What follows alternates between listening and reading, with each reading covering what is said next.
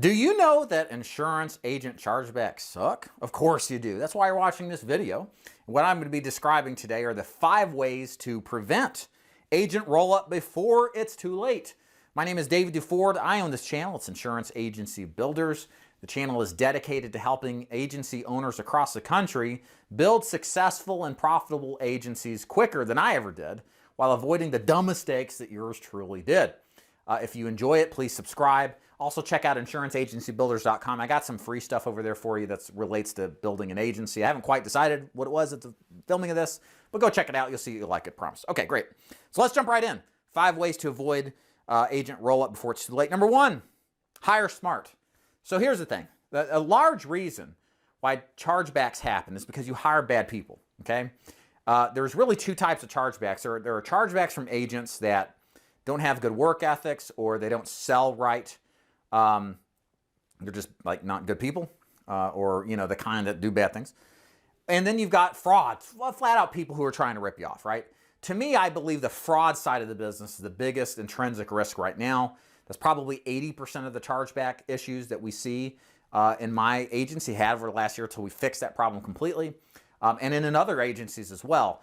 So we want to mitigate both of those or prevent both of those. And one of the ways in which you do that is the hiring process. So we want to make it hard for them to join you. That's the big thing.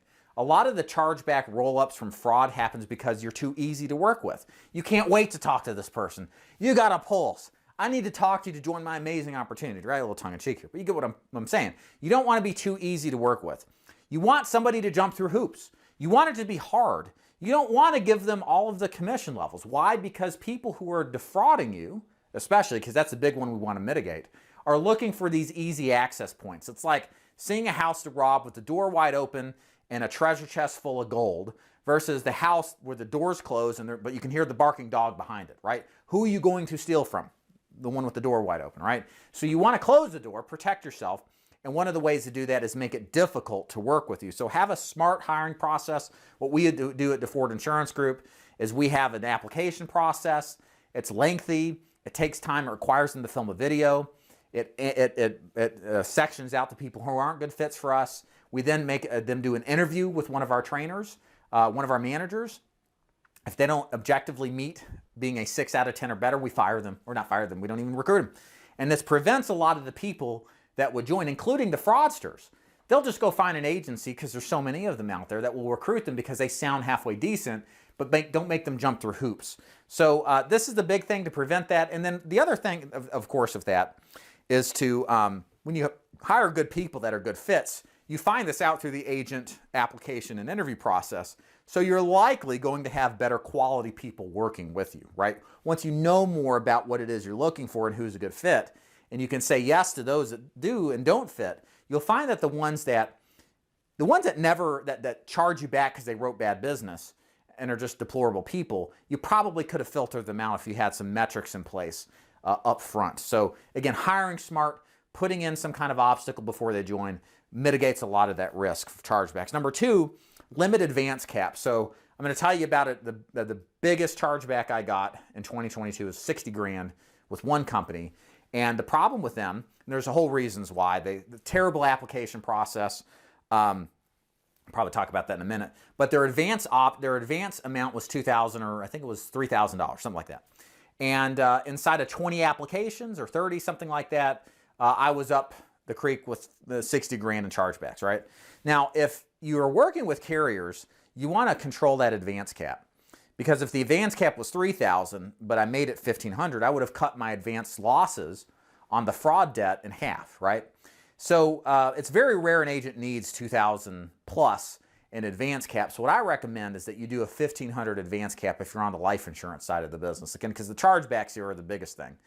You may even want to explore them for your annuities as well, even though that's a little bit less of a intrinsic chargeback risk as advance caps are with life insurance. So advance capping, making sure that you limit it.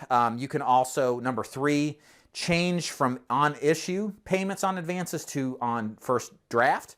So one of the ways that screwball agents do to screw you is they fake bank information stuff, and they'll get an upfront advance on fake information. And then now, the advance comes, they get paid, and by the time you pull the money out, because in a lot of life insurance businesses, buy now, pay later, the bank information's falsified and fake, and now you're in a position where it was just a fraudulent application. But if you have carriers that pay only on the first draft, on the successful collection of the premium, then you'll mitigate a lot of this fraud debt. And again, I talk a lot about that because that is the biggest way you're going to get screwed. If you're going to get screwed in this business, it's not off of the $1,000 or $2,000 roll-up here and there from agents who just kind of, go away. It's the big, heavy ones that you got to be really the most concerned with, because those will take a chunk out of you. Now, so with that, the other issue, of course, if you put people on pay on first draft, is it slows down cash flow. So it may alter the effectiveness of recruiting agents and getting them paid quickly. I used to do it. I don't do it anymore, just for total clarity and transparency. But I used to do it for years. We would only do it on first draft. And incidentally, didn't have any fraud chargebacks. And most agents are fine. It just takes a couple of weeks. Then they get a huge banger paycheck that first week after the third rolls around for final expense, and they're cash flow positive. So it really only affects the front end, in my opinion, as opposed to the back end. And it forces agents to be a little bit more conservative. So even as I describe this, I might go back to that on some level with recruiting. Okay, so institute a new biz audit system. This is very, very important. We instituted this at DeFord Insurance Group, and this is really, I think, the biggest thing you can do. And you want to think about this like it's an insurance policy, right? So we all know why we get insurance. It's to protect and mitigate against potential for risk. And having somebody whose job is to call behind your new business, a percentage of it, to make sure that it's legit, is an easy way to prevent fraud. So, for example, when agents join and they write business, we are in the position of 25% of that new agent's business we're going to call on. And we're going to just tell the person, hey, we just want to say thank you for purchasing this plan, whatever company it is. We got you down as this much in coverage, this much premium. What questions you got? Have a nice day, bye. Very, very non-confrontational call. But what happens at times, if you are defrauded or something happens and you call on somebody like this, here's what happens. You call their number. If it's a fraudulent app, there ain't no phone number that works. Or the phone number goes to somebody who is not even related to it. Or when you start auditing and looking at the business, when you call the person, they're like, I never did that. I don't know what you're talking about. And then the bank information is inaccurate. There's all these little discrepancies that happen. And then if you have this happen to multiple ones, because the way most fraud works is that the agent defrauds like hard and strong for a short period of time, usually 30 days, until they're finally caught, and then they're terminated. So you can see a lot of this stuff come through, and then audit it and say, hey, catch it right as it's starting, and then pull their advances. And yeah, you'll still lose money, but not nearly as much like what I did. And they all do the same thing. They write these enormous size policies that max out the advance cap, their maximum coverage amounts. Like nobody writes the max amount of coverage all the time, every prospect. I've seen it too many times that these guys think they're creative. They're not. But the point is that if you have, like what we do now, an audit process to call on this book of business, you can catch this stuff right away and prevent so much agony financially so that it doesn't happen. Again, okay, and then the last thing here is stop working with dumb carriers. Okay, so this is big in the life insurance side. Again, most chargeback issues are on the life insurance side. There's a big trend in our business to make it too easy to do business, okay? And granted, a lot of our business now is virtual, it's remote, and the application processes are trying to accommodate an agent that doesn't work in person. So some issues need to be rectified, I think, as a whole in the life space where I'm specifically talking about, to make it easier to do business.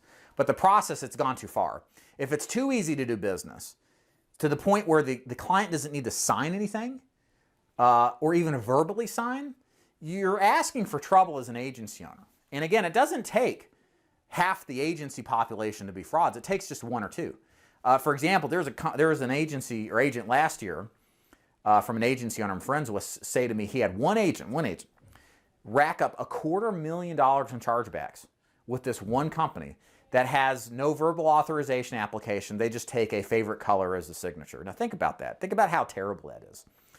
And now they've got to carry the cost of that. And even if they don't pay that because there's some sort of, I don't know, insurance policy that protects them, they still have to hire attorneys to go after them. And there's all this emotional stress and things that detract from building your business. So the point is Get away from carriers if you're in the life side that don't have some sort of processes that force the client to verbally acknowledge that they did this, that they're a part of the process, or have bank verification or ID verification. Fraud is bad, guys. It's really bad. And it just takes one. That's all it takes. And so you have to act accordingly and put yourself in a position to protect you. So those are 5 simple strategies to protect against our chargeback roll-up. This can save you guys 6 figures in losses a year, no doubt, if you're running any kind of sizable agency. And even if it's not 6 figures, prevent you from prematurely ending your business because you get some huge roll-up. So a lot of these carriers, they just roll it up to you. They don't care. You got to be aware of that and be proactive. It's one extra layer of things that I wish I did that had I done it, we'd make a lot more money right now. So I hope you enjoyed this and got something out of it. Again, check out insuranceagencybuilders.com if you're interested in getting some freebies on building your agency. Again, nothing to sell you. Not trying to recruit, just trying to help. All right, thanks, bye.